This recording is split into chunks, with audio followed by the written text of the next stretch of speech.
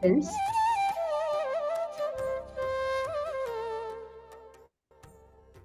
sit in a comfortable position. Close your eyes. Let's start the Anapanasati meditation with divine guidance from Brahmarshi Pitama Patriji, Mahatar Babaji, Ramta Master, and all the other masters. We're all gathered here to ensure that this divine design course is really successful and we all get the knowledge to evolve.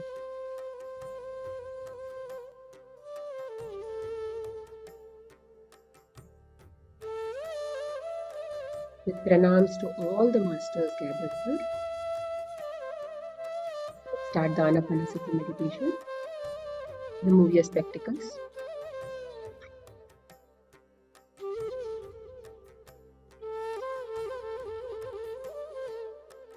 Clasp your hands. Cross your legs.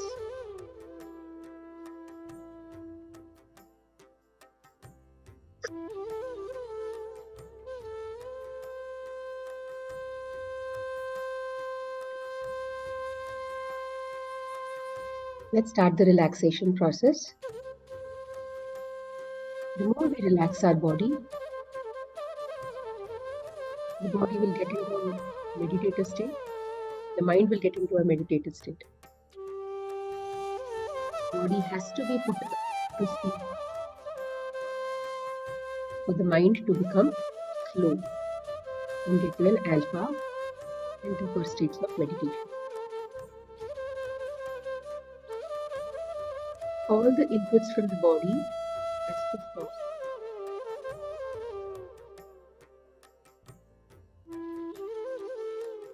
Your forehead is relaxed, your head is relaxed.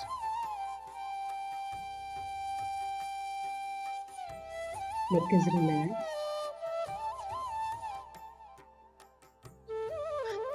Back is relaxed. Stomach is relaxed.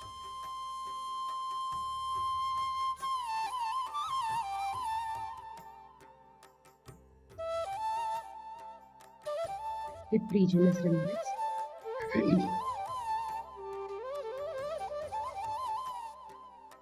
Eyes are relaxed. Legs are relaxed. Feet are relaxed. From top to bottom, the whole body is completely relaxed and relaxed and relaxed.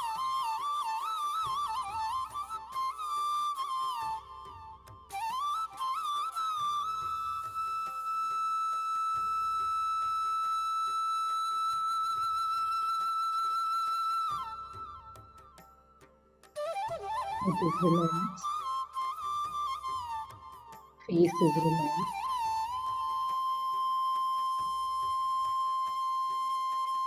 Neck is completely relaxed. Shoulders are relaxed.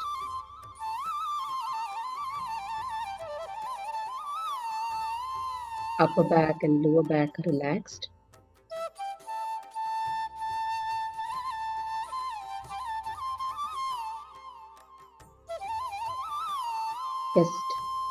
stomach, and all the abdominal organs, the hips, are all completely relaxed and relaxed and relaxed. All the stress and tension in the body are now slowing down.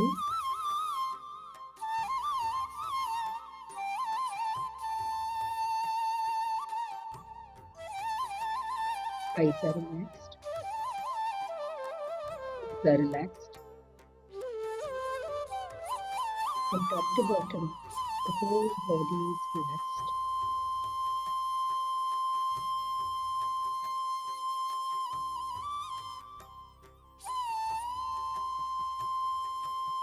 Now let's go over to the Anapanasati meditation.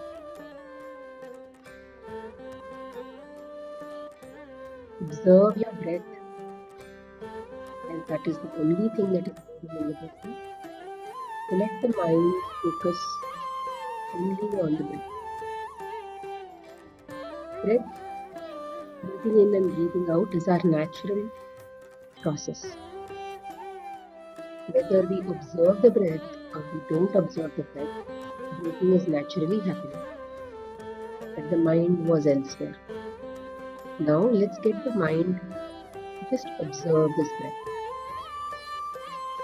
When you observe the breath, you might feel that you are changing the pattern of the breath and all that.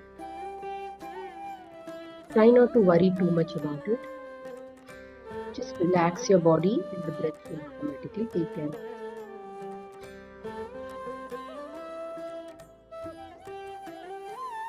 If you have practiced meditation offline, the body will relax faster.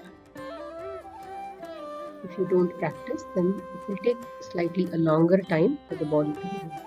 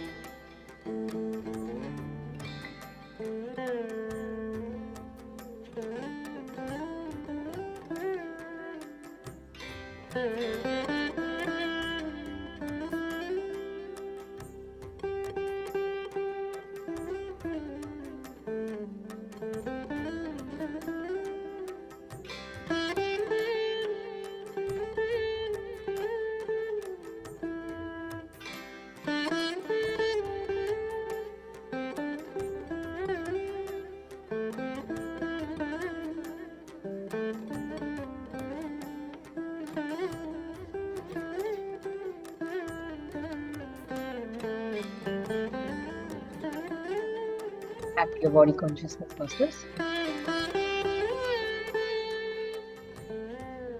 At the count of 5, keep your palms on your eyes and open your eyes with a beautiful smile. 5, 4, 3, 2, and 1.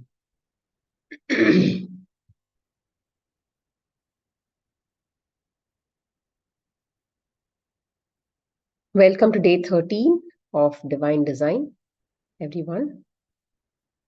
It's so beautiful to see you again and again and again every single day. Yeah. And some of you have already asked questions on the group, right? Is it clarified, or do you have any other questions? You can raise your hands, and then maybe if you want me to touch that again, I can do it, or we can go ahead with the class.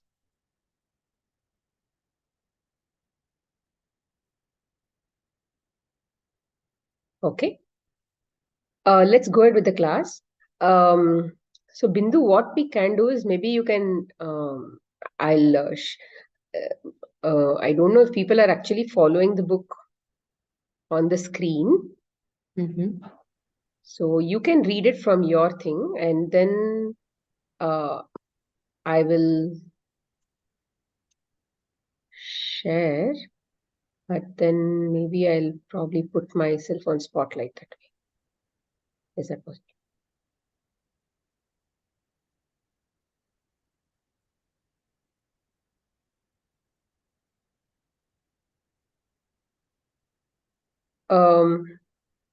Okay, fine. So it's okay. You can just read whatever I've shared. No problem. I think we'll just confuse it. Okay. Okay, Smita. So we'll start with 3.5 now. So what happened until in the last class, we understood the type of DNA. I think pretty much we've done only the DNA part yesterday. Yeah, we've done only the DNA yesterday. So today we will learn about the electrical grid system. I mean, we all know that there is some amount of energy that is running inside us, right? Which is why we are alive. That is the difference between the dead body and us. So here we are going to discuss about that chakras and the energy system that runs. And in yoga, they also call it the nadis and all of those things, right? So the next few chapters are going to be majorly about that electrical grid system. Okay? Yeah. Go ahead, Yeah. Bindu. Yes. 3.5, the electrical grid system. Once we had the physical form created, we then designed the electrical grid within the form. The grid was a map as well as a container for the higher dimensional consciousness incarnating into the human form. It connected the HTC into the human form and provided a safe container for it to remain and experience the human life. It aligned the consciousness to the quantum field as well as assisting it in navigating the dense 5D form and the fifth dimensional field. Okay. So, just excuse me for a minute.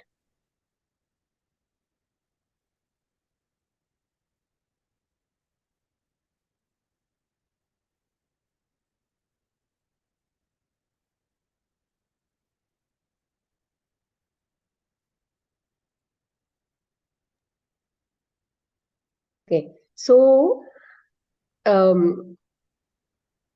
see, higher HTC is really at a very high dimension. Now, if it wants to experience physicality, what happens is there has to be some amount of there has to be some something like what is that game called? Uh, let's say passing the secret kind of game, where there are multiple people lined up. Okay, there are multiple people lined up, and then you whisper into somebody else's ears. Let's say if I have to pass some message from okay, it's also called Chinese whispers. Like from here, if I have to pass it to the person very far without even moving myself, I'll have to pass it to the one next to me and the one next to me. That guy will pass it to the one next to them.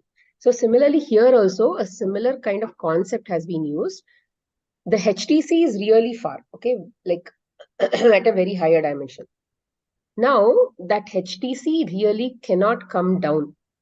What they told, if you want to participate in the Earth's experiment, you have to vibrate a part of your consciousness within the 12D grid, is what they said, right? So what does it mean? A part of that is within the 12D grid, managing this whole thing. But then till the 5D, something has to come, right? Because the human body is here. Something has to come and get connected to the human body. So let's say a part of that has to be connected to the human body. Now, once they connected the human body, it will only have the 5D frequency kind of thinking, which is not equal to what its original HDC has. Original HDC has the source consciousness, which means I am God. Like I am God at a very high level, I am God kind of consciousness.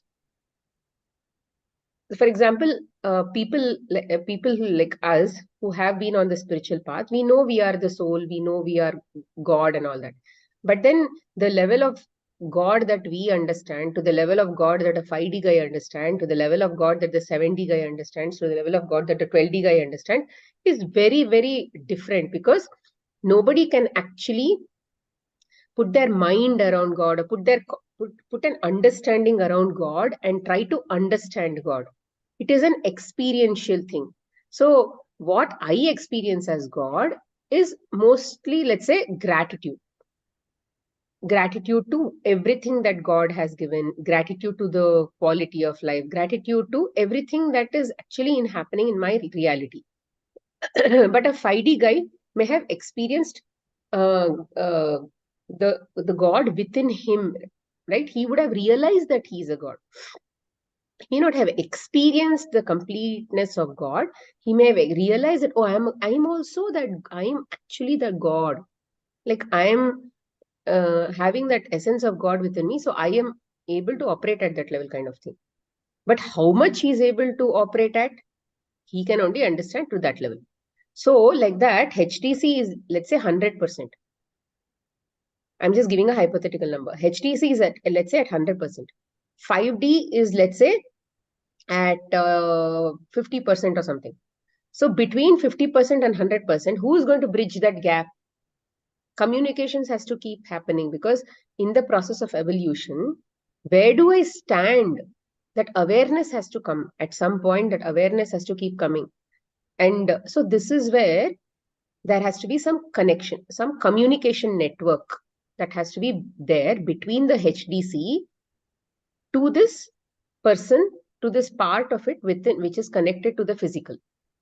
There has to be a telephone line, or a, like we have the let's say the 5D right, the 5D 4D mobile network that we have, Airtel networks and all of those, something like that. Okay, we have those kinds of networks. So similarly, an electrical grid system has been made so that this communication channels can happen.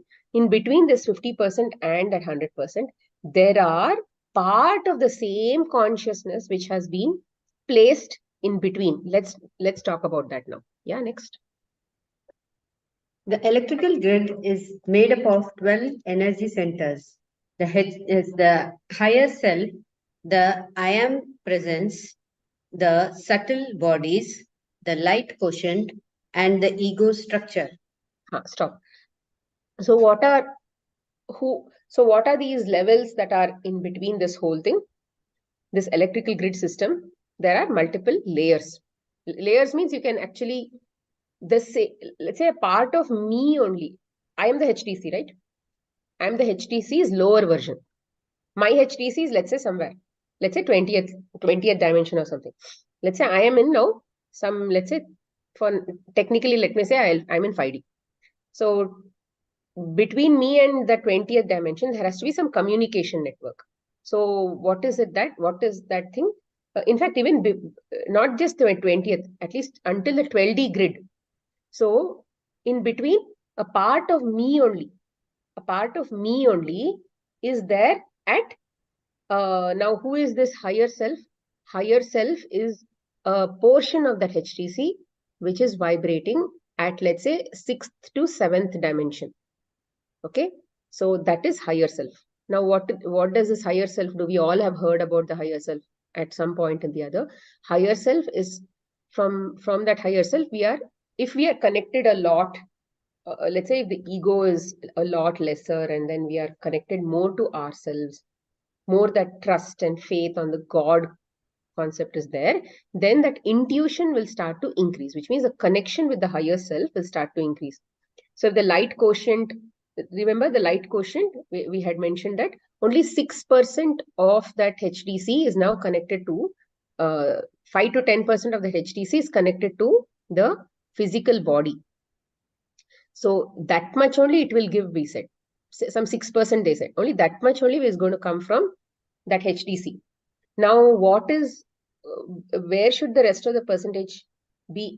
It should happen in the ascension process, which means evolution process. We'll go up and then slowly bridge that gap.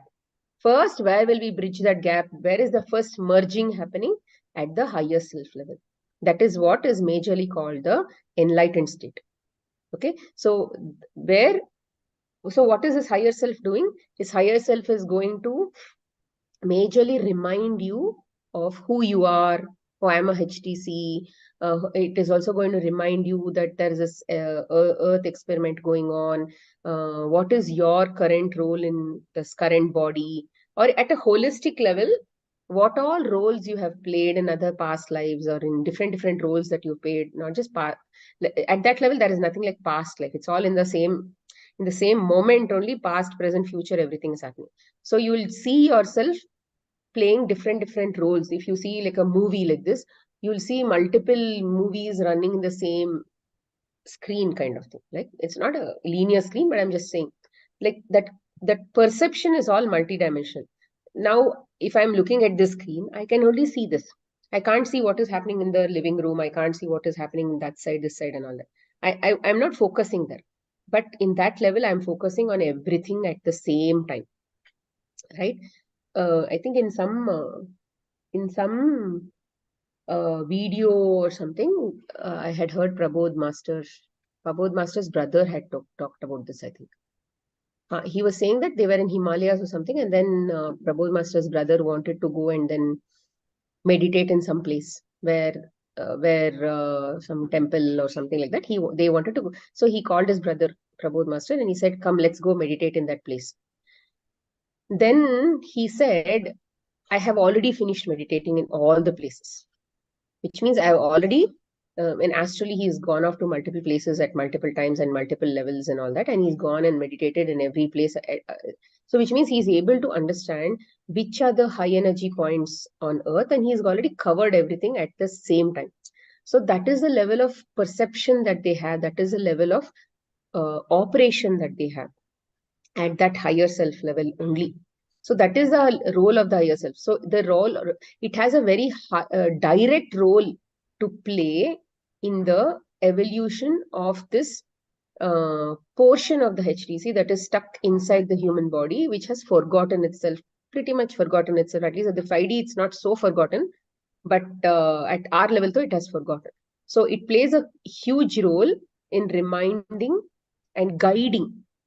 So it is more like a helicopter. Okay, if I am driving a car, right? If I am a portion of the HTC that is driving the car, which is this physical body, then a portion of me only is in the helicopter level, guiding this car guy, guiding the car driver to go left, to go right, and all that. So if you're very much aligned to the helicopter guy, then he will basically give you directions in every single portion of your life, including what color dress you have to wear, open the wardrobe, wear this dress, make, let's say, carrot for dinner, or this, that. To that level, you will get instructions where you don't even have to use your ego. Typically, when we are in the past or the present and we are juggling and all that, we are basically in the ego self, body consciousness. But when we are not in body consciousness, we are just blank all the time. Then what happens? Then the messages are constantly flowing from the higher self. So that is the role of the higher self. It is there in that fifth to sixth dimension level. Now there is this I am presence. Okay, this I am presence portion of that is basically in the 10th dimension, 10th, 11th dimension within the grid only. What is the role of this I am presence portion is to connect you to the source, which is to your higher portion of the HTC. Rather, it understands that I am HTC, I am that higher HTC, and I am source. I am connected to the source, or that source consciousness. The highest level of consciousness is there in that I am presence portion. So both of these things are within the HTC, within the 12D. Now, the subtle bodies are all those energy body.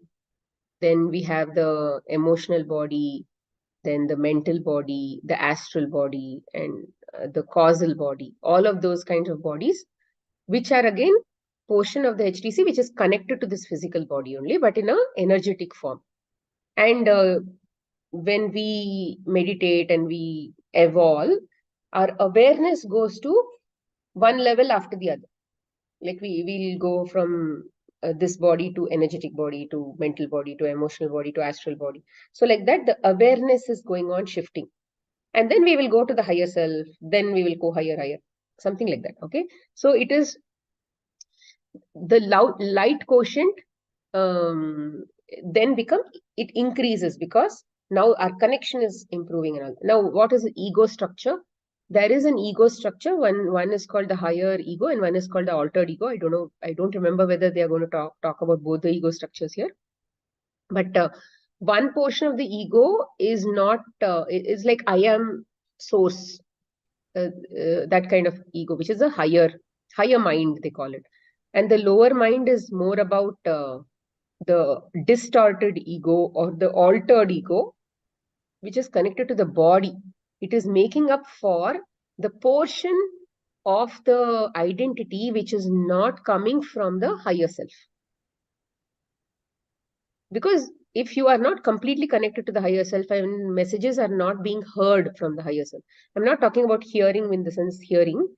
Inside there is no understanding of what has to be done. If the higher self connection is not there, somebody has to tell you what somebody has to tell the body what you have to do, right? That is coming from the ego. Okay, so initially the ego will be very high. Me, mine, body identity will be very high. And as the body identity drops, then the connection with the self identity, which is the soul's identity, will basically increase. So when people die, right, they don't say that the soul moved out. Soul is not moving out. Soul is basically omnipresent. See, we have this higher self, that is also soul. I am presence is also soul. HDC is also soul. All that is soul only. HDC is actually soul. From there, that soul has basically reduced itself to different small portions of itself. And then, so soul is not going anywhere. It is that subtle body. That subtle body is moving from one human body to another human body. Okay, so it is like, let's say this is the higher self, which is here. From here, there is, let's say, one small electrical connection. Now this electrical connection is now, let's say, connected to this. Okay, this electrical connection is now connected to this mouse, which is the human body. Now what will happen? This human body will die. So now the higher self is still on top only. Now this is going to get connected to this. So what is moving? It is the subtle body that is moving from one place to another place. Okay, so that is what we have to remember here. Okay, next. You can imagine it like a hard drive for a computer. The hard drive allows the computer to function. The electrical grid system within the 5D form allowed the HDC to function and navigate within the 5D field while aligned and connected to the quantum field.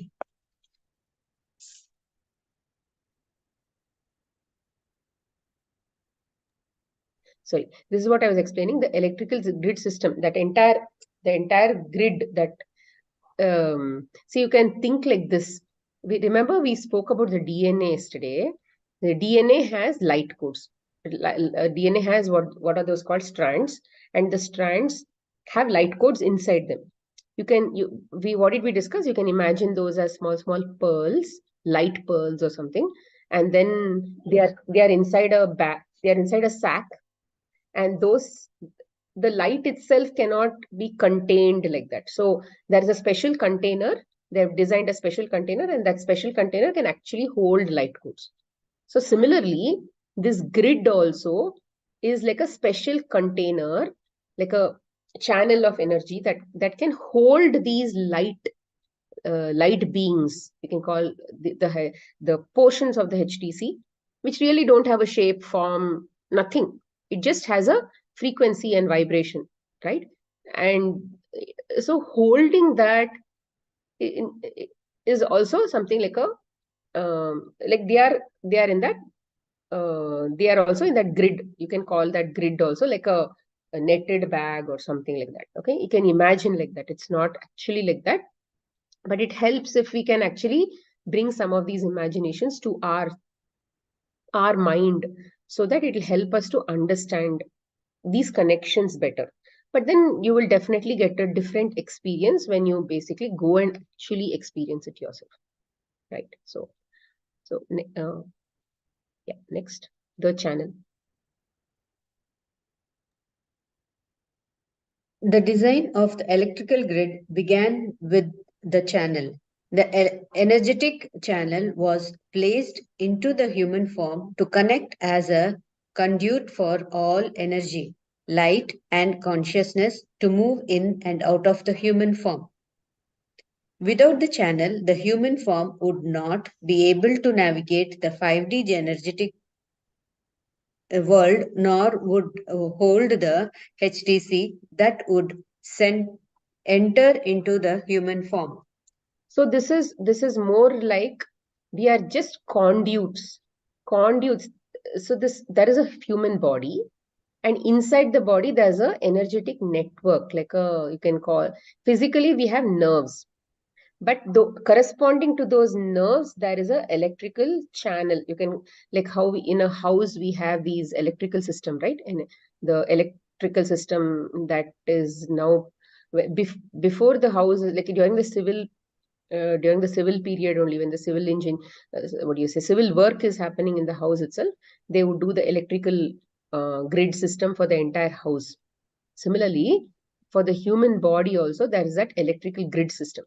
And this is at the next subtle body level, not in this physical body. In the physical body, we have nerves. Corresponding to those nerves, we have the electrical system behind it, or you can say one layer behind it. That is more like a template. Based on how the template is running, what speed that current is running, our blood is also running at the same speed. Okay, so we are like conduits. Conduit means something in between. There is a connection, like we are a part of the wire, the system. Electricity is just running through us. We are connected to the earth also. We are connected to the HDC also. Okay, like that. The channel runs above and within the human form. You can imagine the channel as a freeway system moving light in and out of the human form. So it is more like it's not like we can contain anything. Energy cannot be contained inside, which is exactly why when you have emotions and you don't release those emotions. And emotions are also energy. Okay, these electrical grids, what are they carrying? They're carrying all these emotions. Emotions also have electricity charges because it's all frequency and vibrations, right? Ultimately, it's all electricity kind of thing only. So when it is running inside us as energy, if you're not releasing that energy, where will it sit? It will sit inside the physical body. And each portion of the body is designed to hold a certain frequency of vibration, frequency of that energy. So we cannot hold anything. We are meant to we are meant to experience it, release it, experience it, release it. We are meant to move on in this experiential journey. We are not meant to continuously keep going back and again and again and again, think about it, feel bad, think about it, feel bad, think about it, feel bad. Once there was a fight, let's say first time there is a fight, now you shouted at them, blah blah blah, everything is over.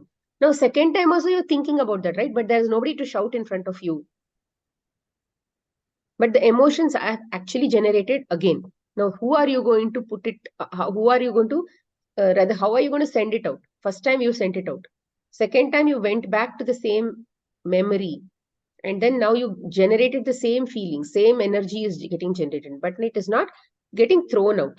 So this is exactly how we block, how we collect, which we are not meant to do. We are meant to only be conduits where light in and out of, you can imagine the channel as a freeway system moving in and out of the human form, like how we have the freeways or these national highways and all that. In these freeways, there is nobody who's going to be permanently stopping in those freeways, because they are meant to be just for traffic to go between two cities. It is not like a hub or something where something has to stop. So you cannot hold anything. We are not meant to be reservoirs or inventory for anything. Yeah, next.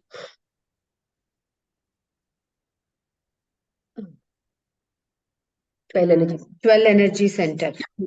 Once we had the channel connected into the human form, we created the 12 energy centers.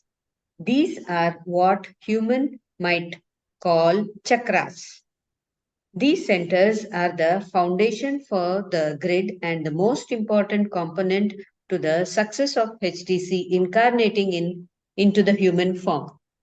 So these, we have heard about only the 7 chakras which are there inside, right, corresponding to the human body. But there are also some chakras which are beyond this, beyond the, let's say the Sahasrara, which is the crown chakra. Beyond that, there is 8th, 9th, 10th, 11th, 12th. Like that, there are different chakras as well. So each of these chakras have a certain frequency of vibration. So again, awareness is to get to that level. And every single subtle body has a corresponding similar chakra. So which means if we have seven subtle bodies, all of the 7 subtle bodies, like one behind the other, they're all overlapped. Okay. Like you can imagine one big container. Inside that, there is one more container. Inside that, there is one more container. Inside that, there is one more container. Inside that, there is one more container. And now, in the center is the physical body. Okay. So we are housed in a, what do you say, dabba of 6 containers. Okay. The dabba that is right next to us is the energy channel. And each of these dabbas have a corresponding chakra associated. So if somebody says, I have a root chakra, the chakra is anyway not there in the physical body. It is there in the, starting from the sixth dabba, right? So, so that 6th dabba will have. Can you please mute yourself? Who's there? Nidhi, please mute yourself. Yeah. So each of these dabbas have basically that chakra system. And we will talk about what these chakra systems and all that. Okay. And there are 12 like this. For each dimension, until the 12th dimension, there are these chakras. Yeah. The 12 energy centers are designed to allow light to move in and out of the physical form, as well as allow the HTC within the 5D form to experience, navigate, and understand the 5D field while simultaneously remaining connected to the quantum field. All 12 centers exist within the energetic channel. So you can think about it more like more like this exhaust fan. So like the way, what is this exhaust fan and all doing? It is taking the smoke from the kitchen area or the stove area, and it is sucking it out and then throwing it out, something like that. But so these things are more like circulating, or even you can say the car AC, right? What does a car AC? Okay, not car AC, cars. What is that? There is one more thing in the car, right, where it will take the wind and then it will cool it up and all that. So anyway, I don't know what example to give, but it's more like a rotating thing which is going to take the energy from outside. See how when the sun and all that sends energy, these chakras only are receiving it. We have not just these are main chakras. The 12 chakras that they're talking about are main chakras, but we have plenty of chakras across the body. Every single thing is like small chakras. They are rotating all the time. Clockwise, anti-clockwise, clockwise, anti-clockwise. They are basically rotating all the time, and they are absorbing this light energy, and then whatever is not necessary for the body also they are releasing it out. So like that. Okay, next. The 12 energy centers move up the channel in numerical order, starting with the first energy center found at the lowest part of the channel within the body, and the 12th energy center located at the highest part of the channel outside the body. All 12 energy centers hold a unique purpose. They spin counterclockwise to move the light through the form and keep the form clear. Yeah. So like we said, all these things basically are moving the light, because this body has to function, right? It's like an electric connection. So if only electricity passes, this body will function, something like that. Yeah, next. There are 4 reasons why there are 7 energy centers within the form, all spinning counterclockwise. To move the light and consciousness into the form. Second one, to filter and connect the higher consciousness within the form to the quantum field. Third, to allow the physical form to evolve. Fourth, to keep the form clear. Yeah. So basically, some form of keeping it mostly connected. Like how we have plants when they are connected to the ground is basically taking care of ensuring that the plants are seasonally, whatever nutrition is coming from the ground, the mother earth takes care of all of those things. But if it is in a container, if it is in a pot, then what should we do? We only have to put all those nutrition and this and that into the pot. Because it is not connected to the ground. If it was connected to the ground, so similarly, if this human body, if it had to be connected to the source, like connected to that system, the whole system where everything is there and all that, because ultimately it is coming for experience. It should not get disconnected from this whole thing, right? So that connection should be there, and there has to be some form of continuity. And if the physical also has to evolve, and if that evolution has to happen, knowledge has to come in the form of light codes, then that has to be grasped, and then it has to evolve. There is so much of communication that is happening in and out of the form, right? So all this is basically by the energy centers. Like take the communication network that we have in our country only. So we have so many communication networks. We have telephones, we have cell, we have broadband. There's that so many things we have. So it is because if I was in a forest, then what happens? I wouldn't be connected to anything. Then I'm completely disconnected from the whole network. So here we are connected to just to ensure that we should be connected to the network. There are all these communication channels that are provided, and these communication channels also have a way of constantly maintaining itself. Okay, it is all automatic, autopiloted kind of thing. So to move the light in and out of the consciousness, see, light should not just be taken as light. It should be taken more as uh, um, evolutionary consciousness, evolutionary frequency, vibration, all that basically. In light codes, there are intentions, right? So as it is evolving, when the sun is constantly pushing higher vibration, higher light into it, the consciousness should be able to absorb it, take it, assimilate it, and all that, and then tap and then anchor and all that. So all that is actually constantly happening through the system. And then to filter and connect the HDC within the form to the quantum field. So once he's connected to the body, when he's a part of 5D, he'll not forget. He'll not forget that. He'll not forget his real identity. But when he dropped to 3D, he forgot. But the original intention was to ensure that they don't forget, right? So that connection is anyway there to keep the physical form to evolve. So physical form will die if there is no connection. So that has to evolve. Evolve means that has to literally improve itself and grow, and all of that has to happen, right? So which means some higher system of intelligence should be connected to that physical body to keep the form clear, which means to clean it, detox and all that. So even if we are not even mindful about the body detox and all of those things, right? The physical body is doing automatically whatever it wants to do, right? And suddenly we get cold, suddenly we get cough, right? So what are the kind of blocks and energy blocks that I have created in my system with whatever my 3D behavior? Who knows, right? I don't know.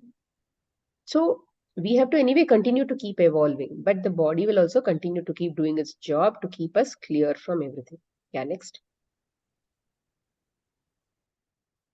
The first and the most basic yet important purpose is to move the light into and through the human form.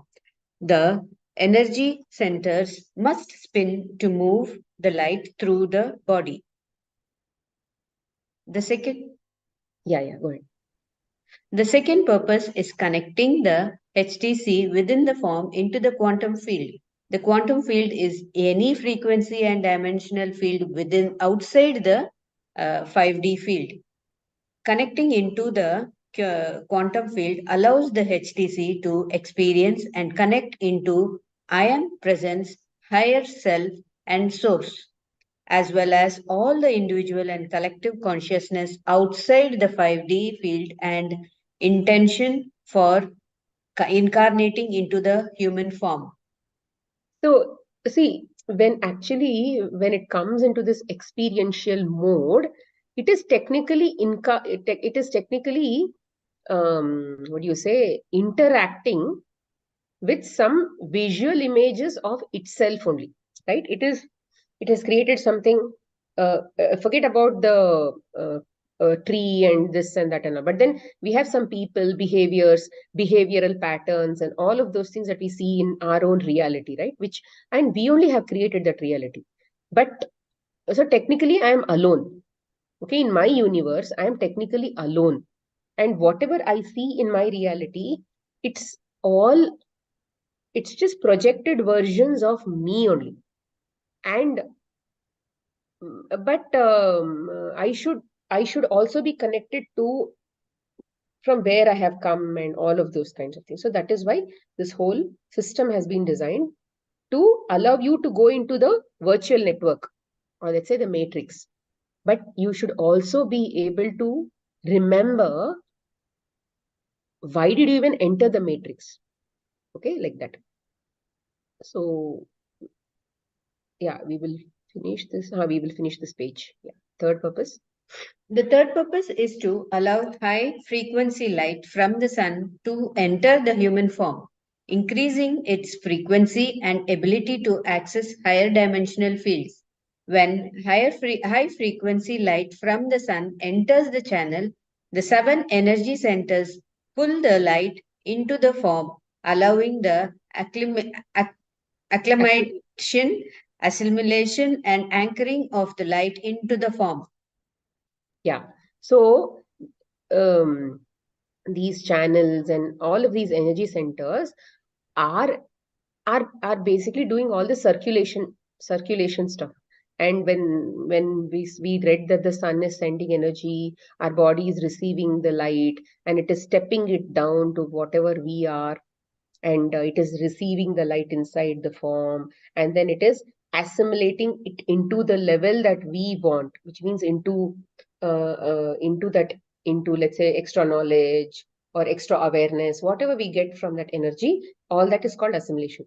Then we are slowly tapping into the next dimensions. All this is happening because of these chakras only, right? And we are not just having chakras in the center and the back. We also have it, let's say, in the hands. Small chakras are there across the body, so that uh, this light energy enters from every single portion of the body, right? We also have chakras inside under the feet also. Okay, so that much of chakras we have across the body, just so that no part of the body is missed out. Because if there is any part of the body that gets missed out, it will rot, because there is no energy to that part of the body. Which is why in the human body, even if the human body is sleeping on the ground, one ant is walking this side, that side, and all that, the ant will not think that you're dead, and it will not start eating you. But when the dead body is lying down on the ground, there is no energy flowing into the dead body, right? So it is going to be eaten. It will get decomposed. So similarly, this is what happens, right? Next, the fourth purpose. The fourth purpose of the 7 energy centers is to filter and clear all fifth dimensional consciousness out of the physical form. All external experiences that the 5D human has in the fifth dimensional field is made up of consciousness, because So go ahead. because the experience is in a 5D field, the consciousness that make up that experience are in the fifth dimensional frequency. See, it's like you're experiencing something, and then you finish the experience. It has to be moved out of your system also, right? And then now let's say, um, in technical terms, what it means is, let's say you took one experience, and then let's say you converted it to wisdom. Experience became eventually wisdom. Then what will happen? Some ignorance from you, some ignorance, or let's say lack of understanding, which was there before that wisdom came, that also has to be moved out, right? Some lower, we read that in the assimilation, acclimation, and all that, right? Where they said lower portion, or lower vibrating energy will be moved out, and then higher will be moved in. Sometimes it can be moved out also, sometimes it can be converted to high also. So they told all of those things. So like that, experientially, what you knew yesterday, right? You are better than yesterday today. For example, take a fact that something may be bothering you, something may have been bothering you in the past. But today, right? Today, it may not be bothering you because you have raised your frequency. But what about that? What about those portions of yourself, the frequency and all of those things that you were vibrating at, where that experience was bothering you before? Somebody was irritating you before, but now they no longer irritate you. They may be still doing the same thing, but that aspect is not bothering you anymore. So how did that portion of lower energy get out of your body? And now how is this, what do you say, acceptance coming into your body? All this is again this assimilation, acclimation, and all that, which is helping you to slowly evolve. It is taking something, it is moving something out. All this circulation is basically happening because of all of these kinds of things. And in the 5D, you will only have 5D experiences. So there is also this channel that is filtering, that is filtering to ensure that you are getting the frequency only in the band that you are in as of now. the frequency that you are vibrating in only, that experience only is getting moved inside you. Like, for example, in your, there are so many gases outside, like maybe nitrogen is also there, there is oxygen also, there's carbon dioxide also outside. But how is it that we are only able to take an oxygen inside and then come get it into the system? So all of these smart aspects that are there inside the human body, similarly here also, there is that intelligence that is built into this channel, where if I'm in 3D, I'll get only 3D. I'll get access to only that 3D level data.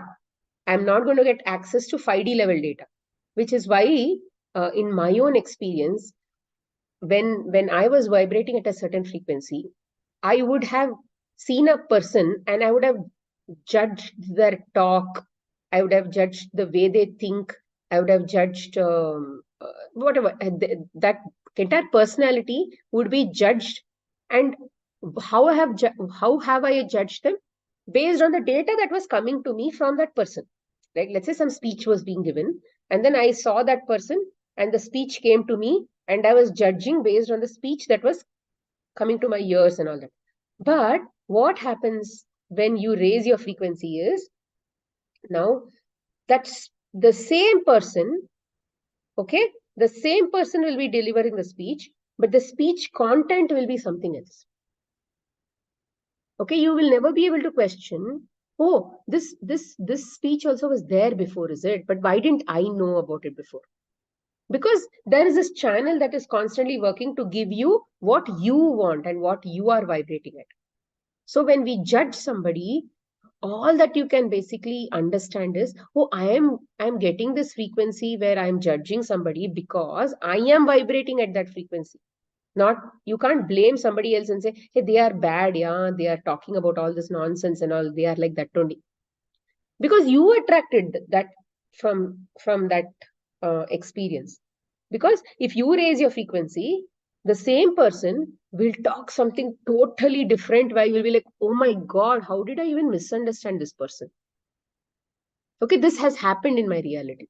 This has happened in my experience, where as I've continued to evolve, I've seen my perspective change drastically. What I thought was like a worst thing has now become the best thing. In my own, let's say, in my own, with people in general, with people that I interact with, families and all of that, who I hated before has now become a goddess. Right? It all is because you are evolving. And who is doing all this work, and how is this? You are not doing anything in your intelligence, which means you, through our conscious, you're not doing anything. That is because this channel is so intelligent. This channel, the sun, and all this energy has its own super intelligence built into this whole thing, where it is constantly ensuring that you get the right experience. You ask for that experience, you're going to get that experience. If you ask for an experience of fear, you will be constantly fed fear related experiences. And you will say, okay, I'm done with fear related experience. I want to be fearless now. You have to ask. You have to stop and say, no, from now on, I'm going to be fearless. I will not be, what do you say, tossed and turned like a football from one fear to another fear. Because there is no dearth of fear related situations in the 3D field. There is no fear in the 5D, but in 3D, there's a lot of fear. Okay. And which is why duality exists, right? Duality exists because a person is running away from good to bad, from bad to good, good to bad, bad to good. It's like they're just running from one pillar to another post. There is no growth. There is no higher growth. There is horizontal movement. That's all in the duality. So how much ever you blame the environment, how much ever you blame the system, and how much ever you say that this is bad and that is bad and all that, you are trapping yourself into that whole chain, into that matrix.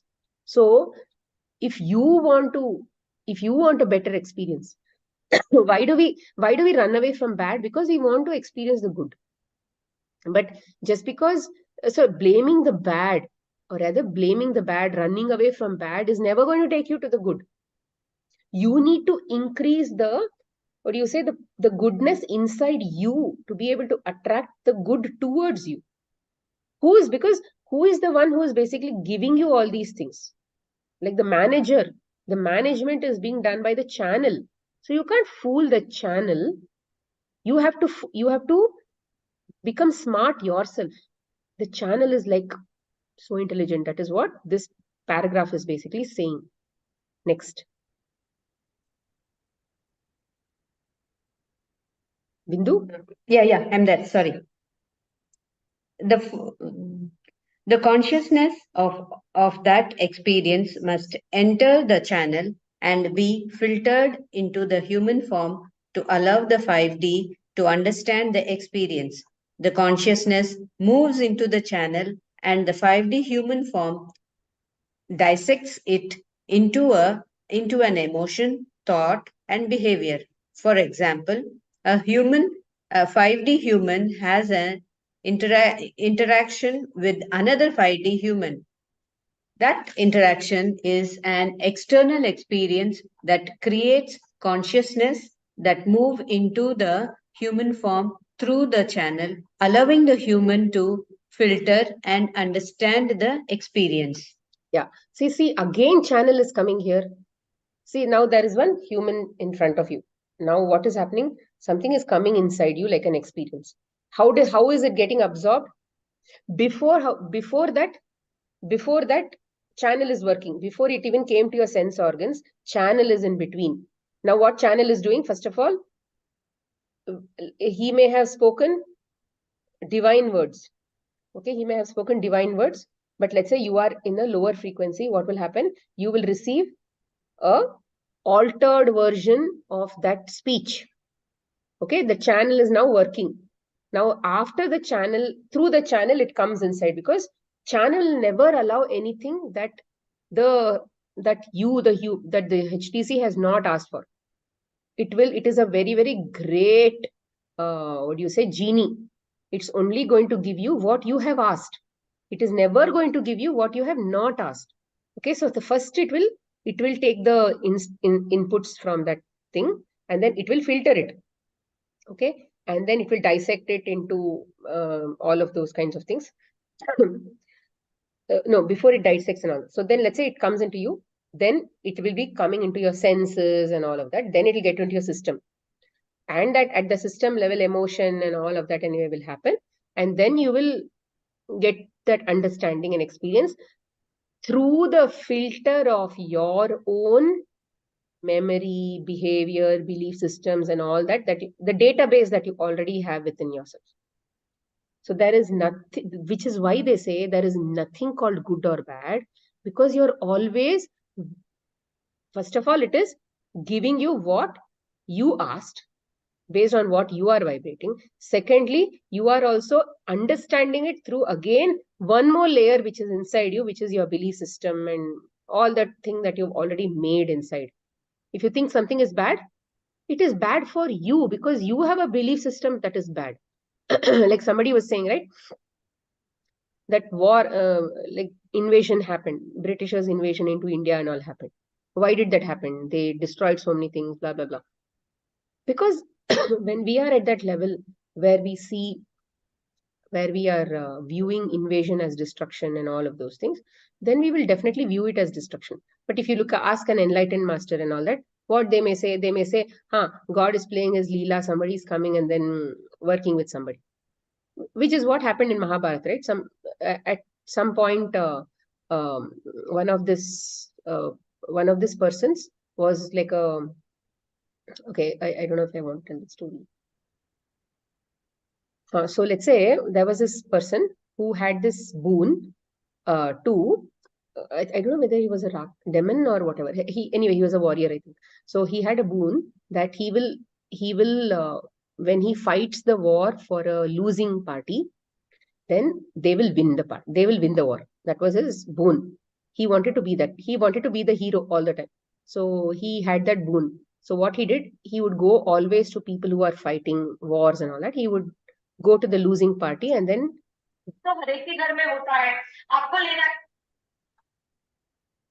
okay, so he would go to that party and then he would try to win that war. And then what would happen after some time? They'll be winning. Party, let's say party B is winning. Now he went to first, let's say party B, and now party B has suddenly started winning because he is a part of that party. Now party A is no losing. So what will he do? He'll suddenly switch roles and he'll go to party A and he'll say, I will fight for you. And now party A will start winning, party B will start losing. So in this whole process, what will happen? People in A also will die, people in B also will die. And then both will become empty. That was the after effect of his boon. So he also came to Krishna and he told, I want to be a part of this Mahabharat war. It's like a majestic war, and it's a very prestigious thing for me when I want to be a part of this war. So can you allow me to be a part of this war? He was a very good bhakta of Krishna. So Krishna said, okay, fine. You have to do something before that. He said, what? You have to cut your head and give me, he said.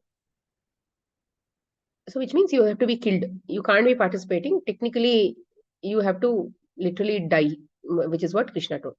And because he had so much of commitment towards Krishna, he literally cut off his head. He said before he cut off, he said, I want to at least see the war. It's such a epic war. I want to see the war. Then Krishna said, okay, fine. See, there is a place there. It's a slightly elevated area. I'll put your head there. You can view the entire Mahabharat war there. Then apparently at some point he was laughing too much or something like that. He literally had a lot of fun, it seems, in the Mahabharat war. So because other people were getting disturbed because of some noise coming in constantly. So Krishna understood and he put his head somewhere even in the elevated area where even his laugh would not be heard by people. Then ultimately the war and all ended, and Yudhishthira came and asked, who was the best performing person in this whole war, Krishna? Do you know? He said, no, I don't know. Even I was a part of the war. How do I know? See that guy sitting there, right? He knows because he's been watching. Then they went to him and they saw only his head. Then they asked this head, so who was basically the best player in this whole thing? Then he said, Ayo, Krishna only was the best player because literally I don't have a stomach, but I was literally laughing and laughing because he would constantly see Krishna everywhere, running from one place to another place, killing people, and then getting killed, and then lifting some soldiers, walking out, feeding people. Everything apparently Krishna only was doing. That is what that head told. So, so this is that part that I wanted to tell, where you are. I don't know why I even started this. Why did I start this story?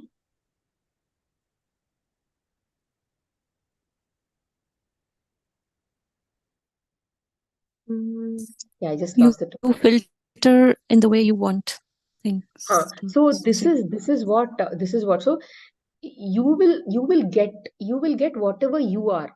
Like when we look at somebody else, I was talking about that war kind of thing, right? So when we look at somebody and say they are bad and I am good and all that, we are seeing it through the filters of our own belief system. But look at that guy. He was also seeing the war, but he was basically literally laughing the hell out. Why? Because he was already dead. He had just got the divine consciousness because Krishna had given him the divine consciousness for just to watch the war. And he had, from the divine state, he was basically watching the war and he was literally laughing out completely. And so in each of our levels, we will be able to see that meaning and message from the world. So if you catch yourself in fear, if you catch yourself judging somebody, if you catch yourself taking sides, I am on this side, I am on, let's say, Australia side, I am on India side, or even in life, if you take the side of I am on the bad side, I am on the good side, or that kind of a state, then you should look at yourself and say, do I want to be here? Do I want to keep taking sides all my life? When do I stop taking sides? When do I just stand in the center, like that head? When do I stand in the center and then look at everybody in that non-judgmental way? Because there is nothing good or bad here. Everybody is here for the experience. And everybody wants to know what is separation all about. Because unless you understand separation, you will never understand the value of the oneness that you have with God. That HTC is anyway one with God. Okay, it's not Earth experiment is just an experiment. It is just a participation, like how we go to Wonderla or something and play all the water sport and come back. We are just going for that sport and coming back. We know, right? That is not, Wonderla is not our home. We know that. Even let's say I drown inside some water there, I know that I'm not going to die or I'm not going to live there. Or, basically, that's not my home. So HTC knows about this whole thing. That source consciousness is always within the HTC. So we should understand that everybody is here for their own experiences, and there is so much of give and take in this whole situation. Because if one person has to give that experience to another person, they will contract with each other, and they'll say, hey, this time I will do this, yeah, hey, next time I will do that, this time you do this, next time I'll do this. So that it is very, very as simple as that, right? But we need to remember this is what is called awareness. We need to consciously remember that everything is just a play, everything is just a game, everything is just a movie. If I see somebody great in front of me, like Annapurni was saying, right? Oh, Asha and Smita were actually talking so beautifully on the holistic Buddha, so crisp, so nice. I wish even I had that. So if she says that I wish I had that, it means she doesn't have it as of now. She believes that she doesn't have it as of now. But what did the universe do? The universe gave her a catalog. Do you want this, Annapurni? Do you want this kind of a talking? She didn't say yes. She responded with a state of lack.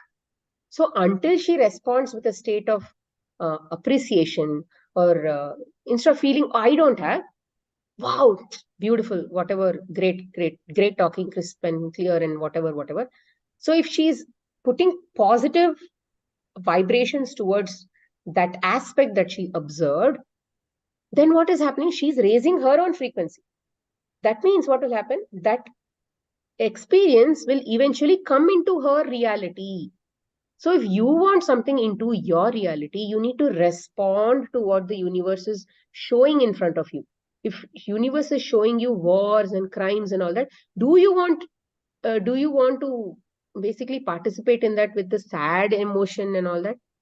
Do you want to continue to stay in that sad emotion? Will that keep you comfortable? You can always respond with a different perspective, right? We are not saying that is wrong. I mean, we are still acknowledging what is coming, but we are just responding with a different perspective, right? That is very important. So, and we get so much attached to this game. Like India Australia match happened, right? So recently I spoke to one of our family members, and she was saying, I was so devastated because 10 matches they had won one after the other, and in the last match something happened and they did not win the war. India did not win the war. And 2 days, yesterday and today, maybe yesterday I think I spoke, day before yesterday and yesterday, I was so down. But then what I did was I felt that I need to wake up myself. So I went and then I meditated, and I basically connected back to myself. What am I doing, kind of thing. And then I became better. So why did that vibrations go down suddenly? Even though they are not playing the match, because they were so involved in the game, they forgot who they are. So you need to remember, and this is what is called awareness. And I can say even I am not 100% aware, but at least wherever you are able to catch yourself, try to figure out if you're in duality. That is the first thing that you want to do. Am I in duality? Am I in this good, bad? Like, are you taking sides? There are two sides to the whole thing, right? In duality, dual means two. There is no one. Good is also good and bad. Everything is not one. Yeah, good is also acceptable. Bad is also acceptable because there is a reason for both. That is oneness. So are you in that kind of a thinking state, or are you in the duality state? Are you in the state of lack? Are you in the state of separation? So all this you need to analyze. And only that is what is called evolution, right? Will is a thief doing all that? Right? All these people who are doing crimes and all that, are they thinking about duality, oneness and all that? No. We have done all that. We have seen the worst separation from God. We have done the worst crimes, everything we've done. But now we have understood at some point that, oh, that is not my path. And then we have started to walk on the path of conscious evolution. Unconscious evolution is anyway happening for everybody. Conscious evolution.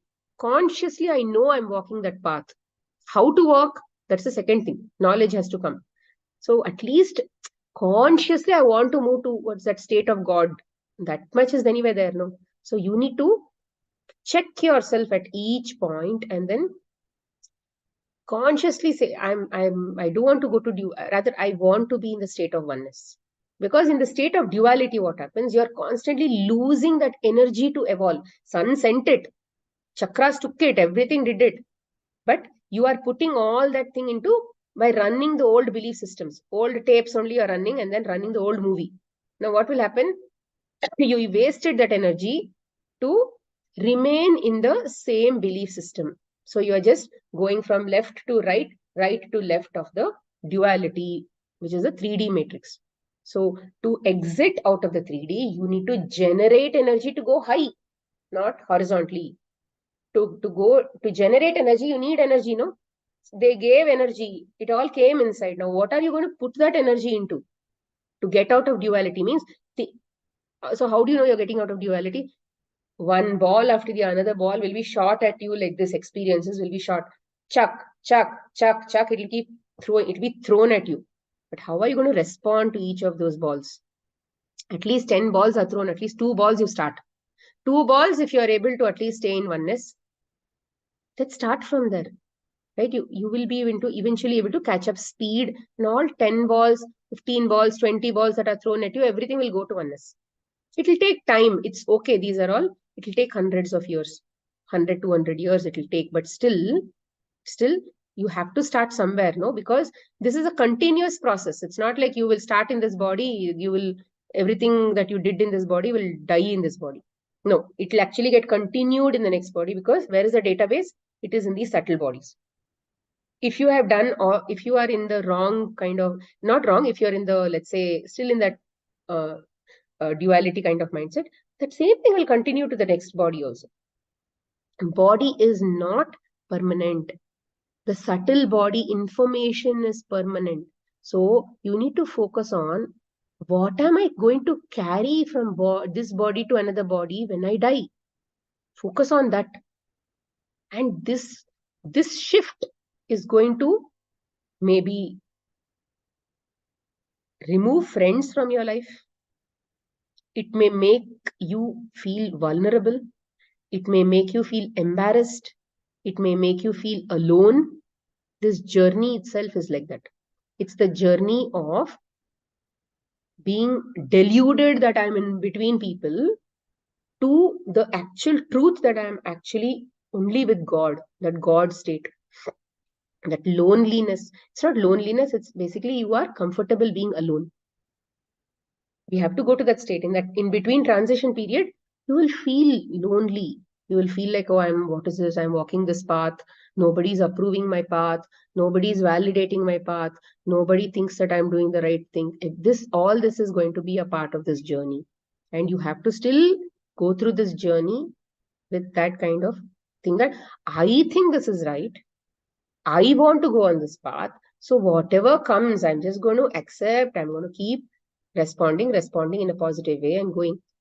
Somebody cried, so I will probably change off my thing. Somebody doesn't want me to do. All this is going to come to test you. Because if you have a weak foundation to say,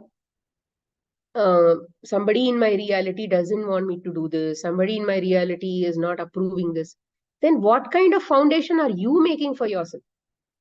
So are you evolving, or they are controlling your evolution?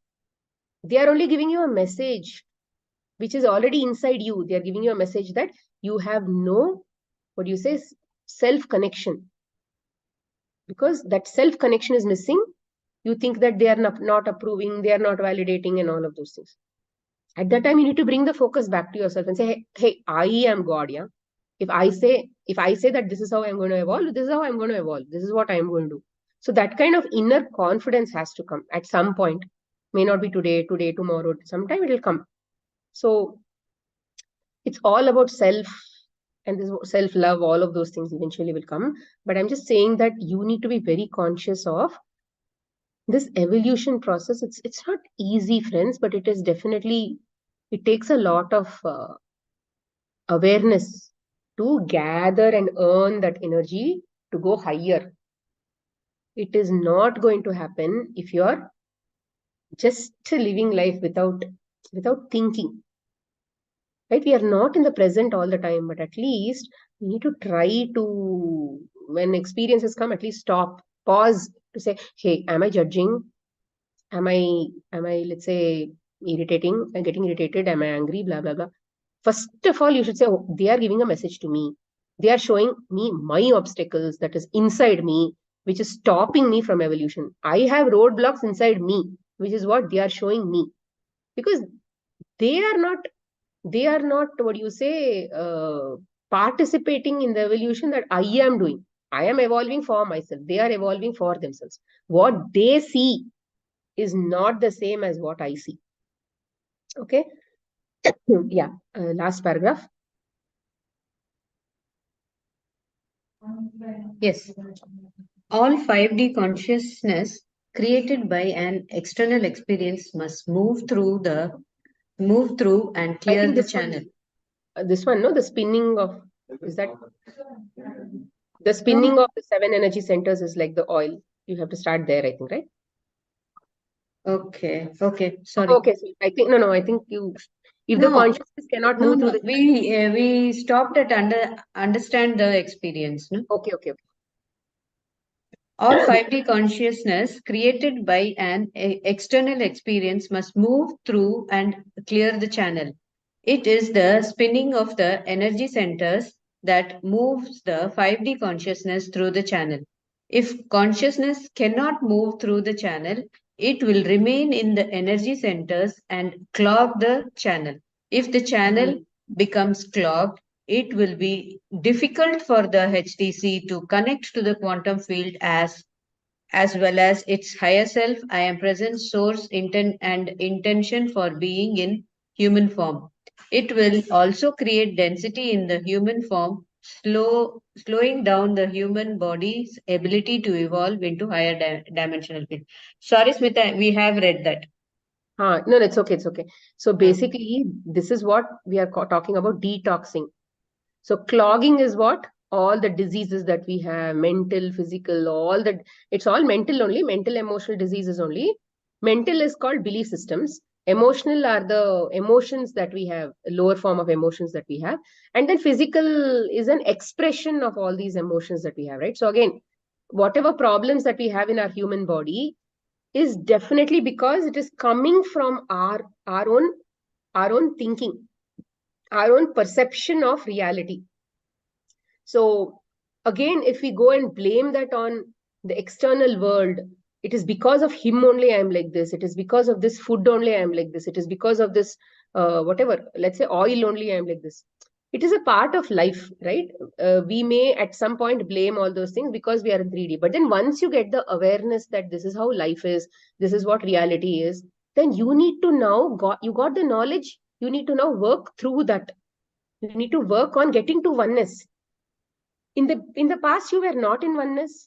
You didn't have knowledge about oneness also, but now you have evolved. Evolution has happened within you.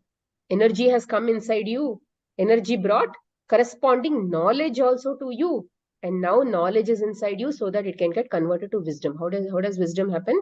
So that you can apply it in your reality, take that knowledge, respond it, put it out into every single experience of your life, and then that will shift you. That is what is called tapping.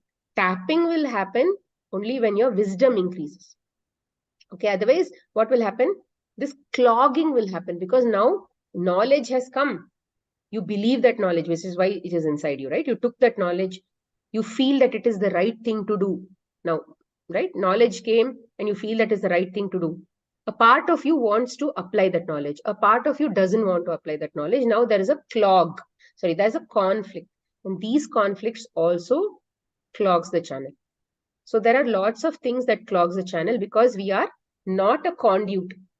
Means we are not transparent enough for the energy to. It's not like we are taking a thought, we are experiencing the emotion, we are releasing it out. Because sometimes we don't release that energy. If I tell this to my mother-in-law, then she will feel bad. So I will not tell, I will keep my mouth shut. If I tell this. So there are so many things that we experience in our daily life.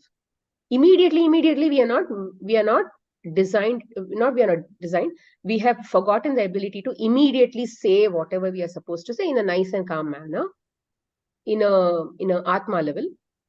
But we are trying to manipulate it so that they also don't feel bad, I also don't feel bad, everything is all happy. So all of these things also will create clogs inside the human body. Okay, yeah, next. The spinning of the 7 energy centers is like the oil that keeps the engine running.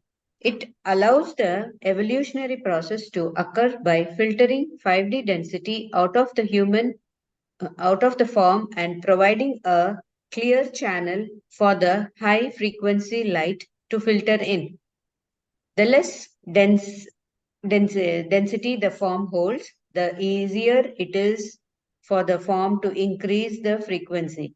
When the center spins fast, it is difficult for any external consciousness to remain within the channel. The consciousness will be moved quickly through the channel. So, so here we are talking about density. So what does it say? Yesterday we were talking about, even it doesn't matter whether the body is fat or thin or anything. It really doesn't matter, because who's doing all the work? The channel is doing the work. The channel is vibrating at some frequency, and that is getting connected to the physical body like a plug. So now if we say the body is going to move, means what? The channel is actually moving. The channel's frequency is improving. So whether that channel is connecting to a fat person or a thin person and all, it really doesn't matter. A fat person also can vibrate at a higher frequency. That vibration is what? It's coming from the channel. Okay, the channel is having the information about how I think, what are my belief systems, like all that density, all that is at the channel level. So which is exactly why we need to think that the intelligence is somewhere else. If I focus on the body level, then I'm just going to be focusing on this life, but I need to focus on across lives. So when the center spins fast, when the centers, so these chakras, what they do, they take the less density the form holds, the easier it is for the form to increase in frequency. So which is why they say, if you are with positive emotions, and then you are in oneness state, and you're also taking foods which are not very dense and all that, then the energy is faster because there are not too many blocks within the system. And then when it is frequency is faster and all that, then it is easier to also ascend. When the energies spin fast, it is difficult for any external consciousness to remain within the channel. The consciousness will be moved quickly through the channel. So external consciousness means, if your consciousness is, I perceive this, when you are spinning very fast, then if there is any consciousness that is not matching with the same vibrations or something, it will be moved quickly through the channel. I don't remember what it is. So I'll get back to you on this. I'll have to think and get back to you on this. Okay, I'll think and get back to you on this part. I think I need to think properly about this.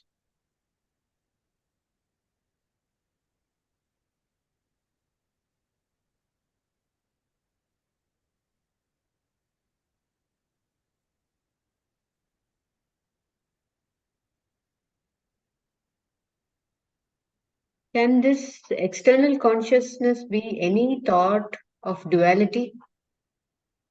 So that won't enter. And the consciousness, the self-consciousness, the higher consciousness where we are connected, that will move faster without any blockage due to the external consciousness. Okay, I'll have to think, Bindu. the consciousness will be moved quickly through the channel. I think what they're trying to say is when it is spinning fast, then any lower frequency vibrations and all that, it will not remain within the channel. Like, for example, if somebody has a cold or something like that, and the energy is basically spinning fast, then it quickly gets out also. They'll heal faster also. So if, as opposed to a person maybe with a lot more denseness inside, then the chakras are also vibrating at a very slow pace, then what will happen? The healing is also not so fast. So this is what I perceive from this. External consciousness to remain within the channel, the consciousness will be moved quickly through the channel. So I'll probably think or meditate upon this, and also I'll see when come. If I get more on this, but this is what I personally think. If the energy is, if the spin is happening fast, the rate of something getting out of the system is also very fast. If the rate is, the spin rate is very slow, then the rate at which something has to be getting out will also be slow. That is what I understood. We knew that. We knew that as long as the energy centers remain spinning, the human form and the HTC within the form would be able to navigate the 5D field and shift into higher frequencies and dimensional fields. Yeah. So this is what they're saying. So spinning is a must. And even all these acupressure, many of these energy healing techniques, right? They are focusing majorly on the spinning of these chakras. Sometimes some people perceive the spinning, they say there is a block here, or this chakra is not fast enough, some anti-clockwise movement. So all of that they try to intervene in the process of this one. But what I would say is, at a chakra level, if you clean a block, it really does not matter, because the source which created that the source which created the block in the first place is you only. You will create, if you created a block, you will create it again. So you need to change that pattern within yourself. Otherwise, the block will continue to keep happening. Okay. So yeah, we will stop here. And sorry, I think I took a lot of time today. If you have any questions, we'll quickly wrap it up. Smita, when we were discussing about when we go back, visit our own emotions again, we go back to the same situations which has happened, like going into the past and all. So in that situation, what we have to do is just let go of the situation and accept what is happening and not being judgmental, right? Oh, that is a huge topic which we have covered in gratitude chapters and all. Yeah. Yes. Because those, Okay. maybe release those emotions and all is like a huge subject altogether. Yeah. Okay. I think we will not be able to cover here. Okay. Yeah, for that we anyway have those series of Yeah. recordings. Thank you. Yeah. Smita, I wrote something in the chat. Something came up. Just read it, no? So when we meditate, we will be in gratitude. When we meditate and be in gratitude, the spinning will happen faster. See, when we meditate, what will happen? When we get to that state of thoughtlessness, or when we focus on our breath, at that moment that you're focusing on the breath, typically our mind will be empty. When we are not focusing on our breath, then we are in some other thought. Most of the time that will happen. So the moment that you are in your breath, even if that is, let's say, a microsecond or something, energy would have come inside your body. Now, what will happen? You would have accumulated some energy, and then all of that acclimation and all of that will happen. Now, what will you do with that energy? All of these processes, all of these tools will anyway get you energy. Now, what will you do energy? The sun is also giving you energy every day. Now, what are you doing with all that energy? The plan, the thing is, you need to evolve. How will you evolve? You need to look at your experiences, and then eventually when knowledge comes, you need to apply that knowledge, constantly keep applying that knowledge and grow and evolve. Evolution is, wisdom gaining is evolution. When we meditate, that awareness will come, but you need to still apply it to your daily life, no? let's say past life, you'll see some past life scenes, everything will be fine. Everything will come, let's say. Awareness will come, understanding will come, everything will come. Now, what will you do with all that? That is the whole point. You need to apply in your daily life. Without application, none of the tools are going to help. Even Krishna gave Gyan in first person to Arjun. But he could not be enlightened just because that first person knowledge. He gave him Brahma Gyan, he gave, but he has not applied that yet. He has not still applied that in his life, which means he has now got knowledge to evolve, but he still has to apply it in his daily life. And then from that, he will get some inner awareness, inner knowledge he will get, that personal knowledge that he will get, that from the higher self, that knowledge will come, which is very personal and unique to that person, right? That is what is going to evolve him. Otherwise, meditation itself will not evolve anybody. When Patriji said, meditate, of course, at his level, he doesn't have the time to give you all this expansion. He will just say, meditate. Because he knows when the energy comes, maybe the knowledge, he will also come. He combined even Swadhyay along with that, and then he combined Satsang also along with that. He said, okay, if there are a group of people, they will all discuss together. And then if there are a group of people who are also reading books, they'll all come together and they'll probably eventually make sense. And then whoever has to take message from that will apply it in their life based on the level of seriousness that they have in their life. But what did he say? He said only one thing: meditate. And he said, you need to be plant-based. So at their level, they can't explain this whole thing in this expanded fashion. They are addressing some crores of people. They can't do at that level. Yeah. Thanks. Yeah, Nidhi. So application means you have to be in the oneness state, right? That's what we are learning. Application means, now let's say somebody is going to, somebody is coming to you and then telling you Australians created a fraud. Their umpire did some golmaal, and that is why India lost. Now let's say you're a cricket fan. Now what will you do? Are we going to get carried over by that message, or am I going to say, oh yeah, this is like technically, I'm feeling like getting carried over by this message, and I'm definitely moving to that state of duality. So what do I want? So that pause, are you able to pause? Many people are not even able to pause. Chakka, one reaction will come out. For me, in some cases, I can pause. In some cases, I can't pause yet. So which means there is a lot more awareness required in those levels. A lot more energy is needed in those levels. So there are different levels in each of our lives. So we need to, as and when, try your best. Just because you failed in some, I was not even in awareness. No need to go into guilt. Because we are trying to unlearn something that we've learned as lifetimes and lifetimes of habit. The way wisdom comes is, you need to make it a habit. Then only it will become genuine to you, and then only you will get experience from that. And imagine how many things we have to unlearn. Unlearn, learn, unlearn, learn, unlearn, learn. Something or the other, we are unlearning and learning, unlearning and learning. So it's a huge work. It's a huge investment on ourselves. We actually should not have time to think about others at all.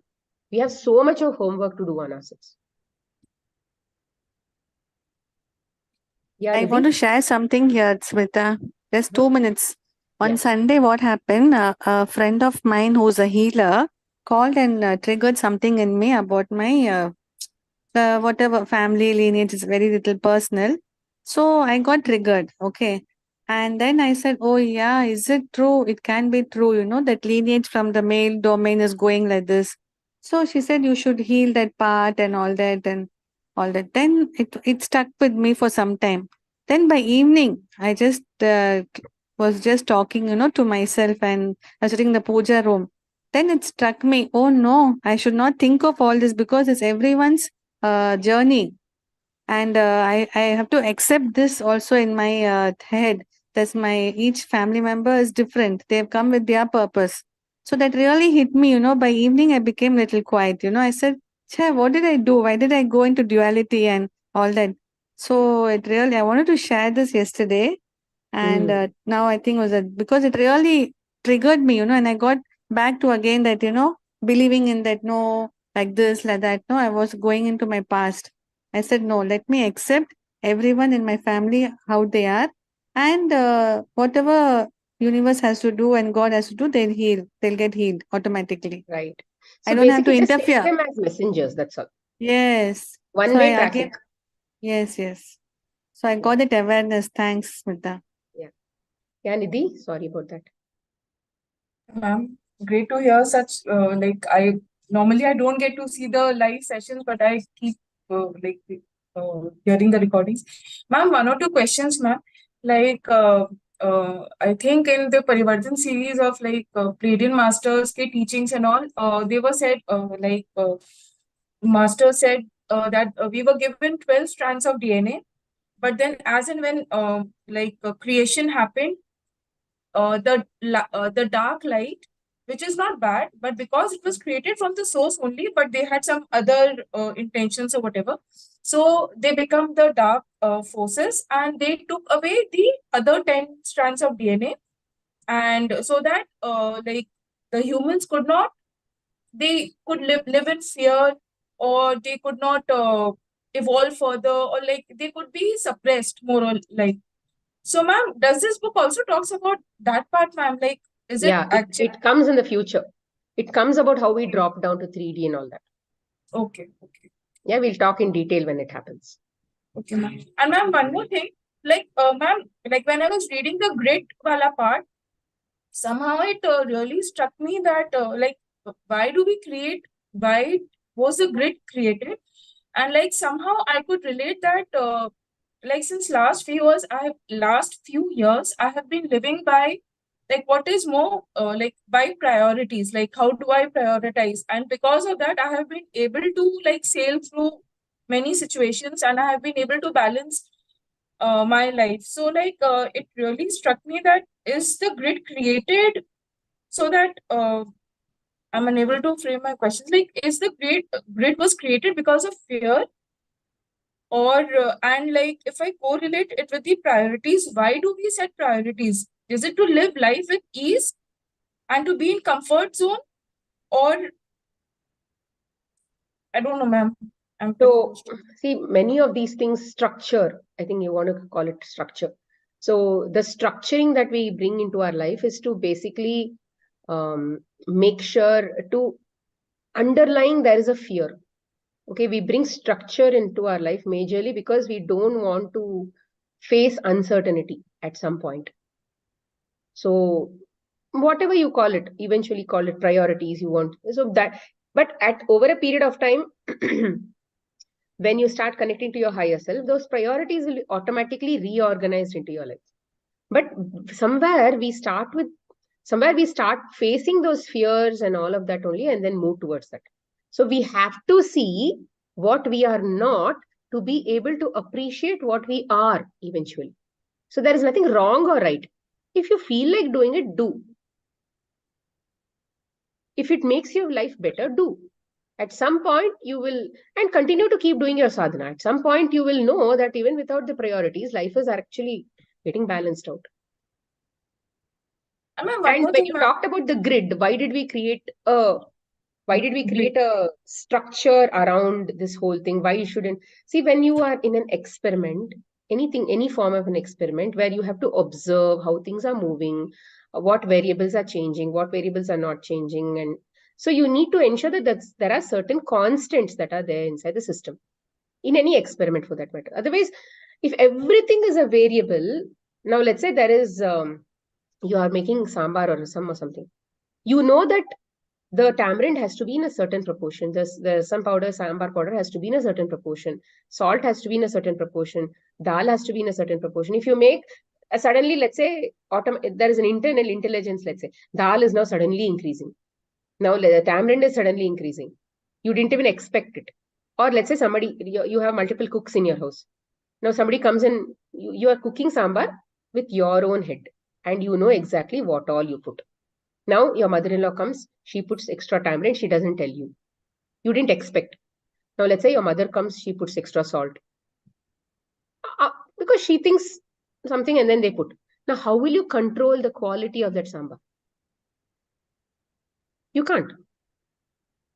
If you are controlling your cooking, then everything is controlled. If somebody else, that is why they say too many cooks spoil the broth. So in any experiment, the nature of any experiment is to ensure that it is contained.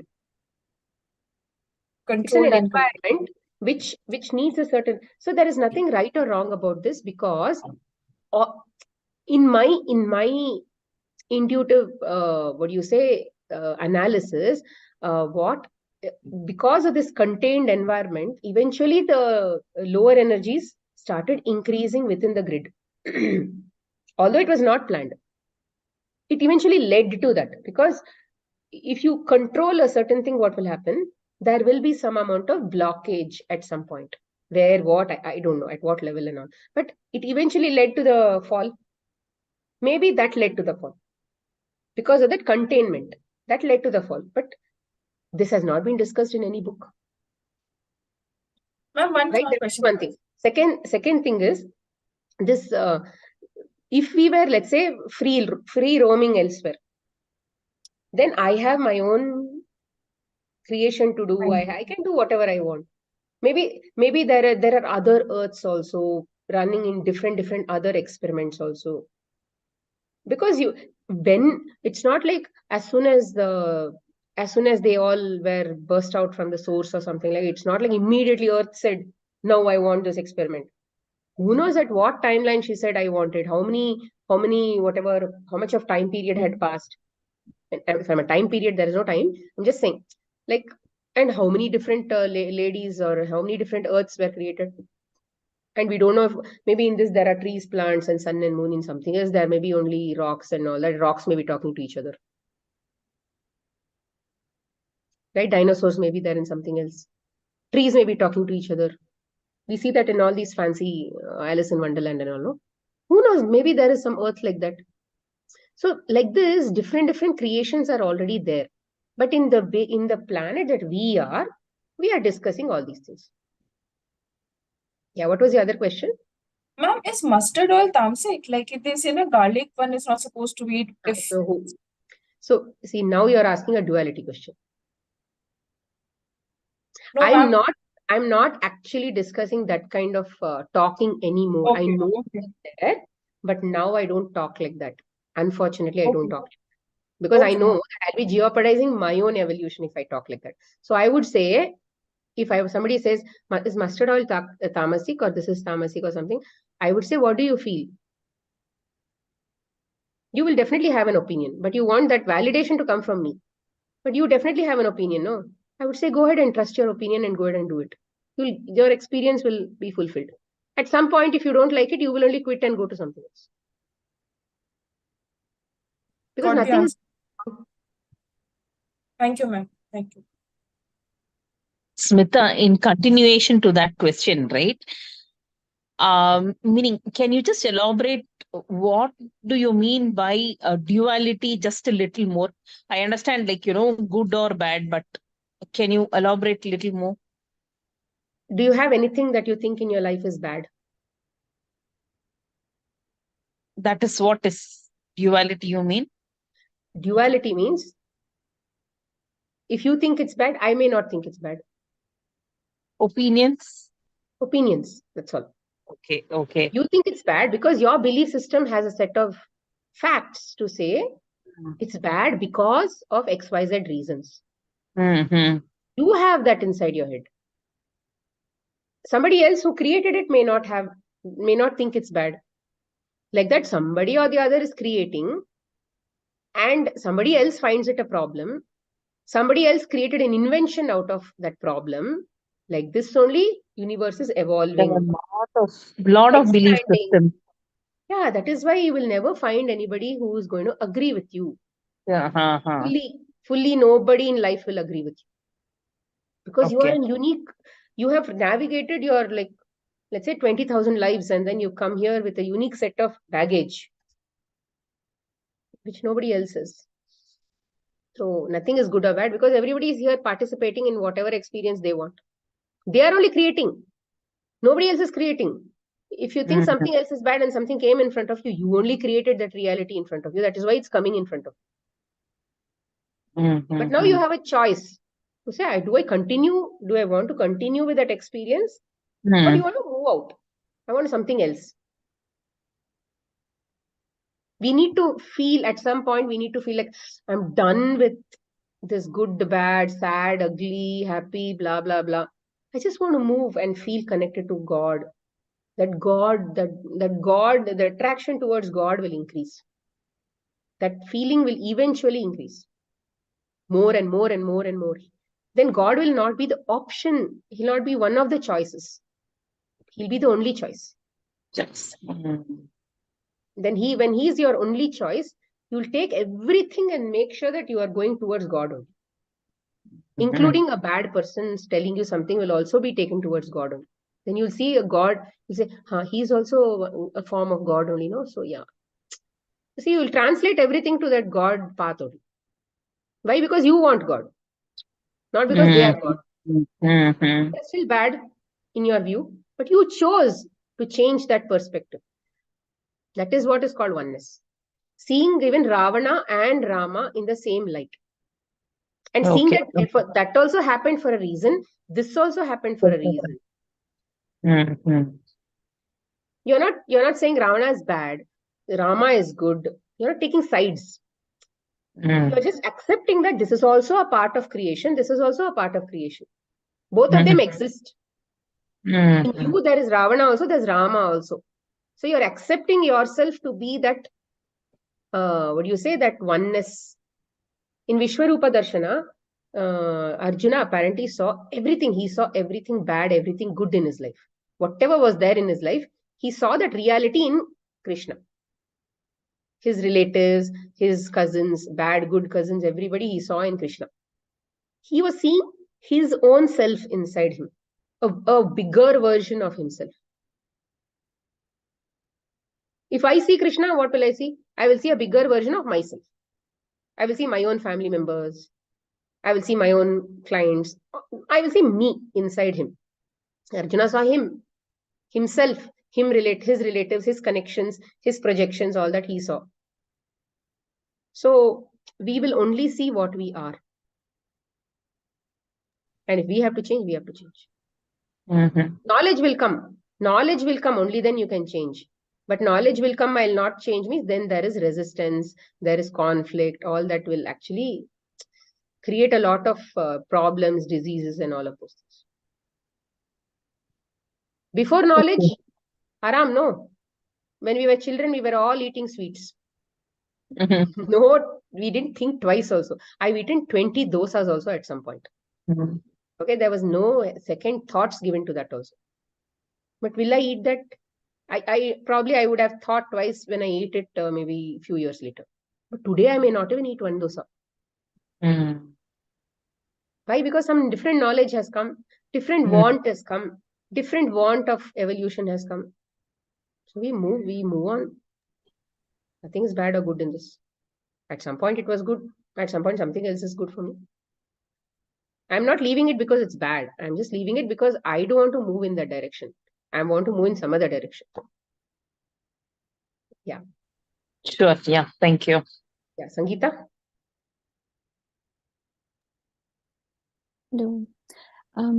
So you were you were giving an example where one container is inside another container, telling us about different layers of subtle bodies. Yeah.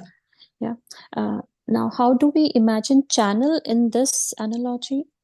Is it like a pipe that is going through all the subtle bodies? It's not just one pipe. You can imagine like a root system. Okay. A network of roots. That's going through all the subtle bodies, or yes, all the subtle bodies. Okay. Yeah, And it's connected to also all the subtle bodies. physical form. Yes, also the physical. See, physical form has there is that the sixth one, right? It's connected to the physical form. So in physical, everything is physical, but that physical is a reflection of that energy grid. The energetic, the previous one, it is just a reflection. You can think of the physical more like iron filings, and the magnet is in the previous level. Wherever the magnet moves, the iron filings in the physical are moving there. Okay. They will have effect on each other. Yeah. This works both ways, no? they will, it's not Physical. have effect on each other. Typically at the emotional body, whatever is there in the belief system in the mental body, based on that, we'll have emotions in the emotional body. And based on that, the energy will be affected in the energy body.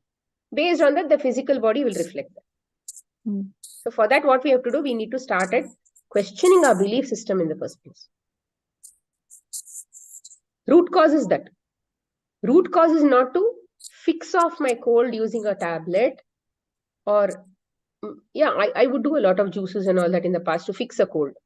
But today I don't fix my cold. I'm questioning my belief system. I'm questioning, okay, am I in conflict? And then I recently what I found out that, okay, why do I frequently keep getting cold? Yeah, there is a block here. Because there are so many things in my life. As a part of my childhood also, I used to have a lot of self-esteem issues and other things where I would not speak talk everything properly. Over time, I've learned to speak my heart out. But there are so many in the family members and all that. I don't talk everything very fluently like this. Again, because I think they'll feel bad, they'll feel good, blah, blah, blah, all of those things, elders in the family. So I need to relook at some of these belief systems, some of these things. It's again a huge thing where we have suppressed ourselves, where maybe there should have been some emotions coming out, not anger or anything, maybe some love or something coming out, but I'm not a person who expresses too much. I'm mostly like a Hitler, not Hitler, sorry, mostly like a military kind of guy, military kind of person. I'm not a very I don't, hello, I'm not like that. So sometimes when I have to express myself out to a person who requires me to be like that, I wouldn't have done that. But inside it would have been there. So there's a gap. Emotions are there, but it did not come out through the physical appropriately. So there are lots of these personality gaps that I need to work on. And yeah, it has started through the gratitude journey. Lots of emotions are coming out. But yeah, it's a long journey for me to fix some of those things. Like I said, it's not an overnight thing. Slowly, I'll have to cross those blocks as and when awareness comes.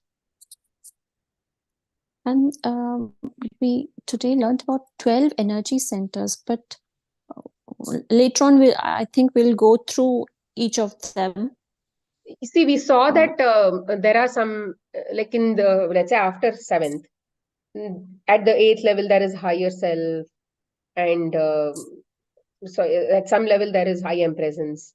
So there are different levels.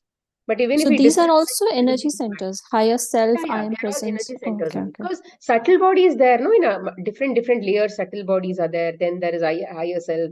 So that levels of HTC are anyway there till 12D. So energy centers are there till that. So connections have to happen, no? One human form, his 12 energy centers go so wide that they can cover 12 dimension. The grid. They cover the whole grid. Yeah, because at some point you will eventually be vibrating at 12D. Evolution wise. And it also gets overlapped with other human beings. My subtle body getting overlapped with other. When we try to visualize that is at collective consciousness. At that level, you'll be able to, they'll see at a collective, when they say collective consciousness, it means like in the earth level, we are all on earth experiencing our own realities. No, then we are contributing like this. Everybody is contributing. At the earth level, it is becoming collective. When they say, now let's say I'm changing. Now let's say I see changes in my daughter. Technically, we say, oh yeah, the auras are overlapping or something, we will say. But actually what happened, I changed, and then I'm just seeing a different version of her, that's all. That soul is there. That character is very much within the 12D, but what I see in her is what I have in myself. Because it's getting filtered through the channels and all, and then coming to me.